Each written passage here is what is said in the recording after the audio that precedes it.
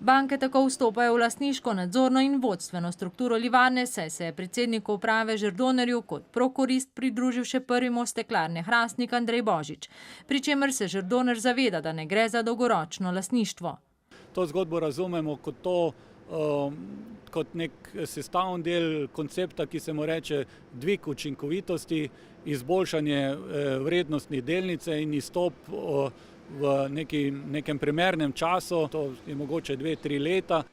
Dokapitalizacijo vredno dobrih 5 milijonov evrov je že podprl nadzorni svet livarne, na junijski skupščini pa se bodo morali o tem izreči še delničarji.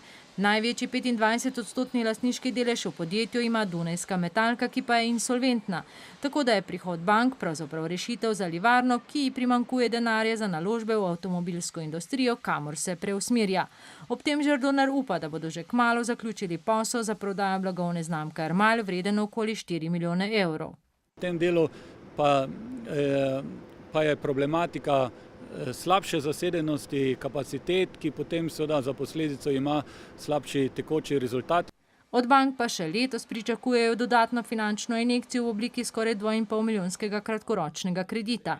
Livarna s 730 zaposlenimi je sicer lansko poslovno leto končala 730 tisoč evri izgube, a je bila ta bistveno manjša od predlanske, ki je znašala kar 2,7 milijona evrov.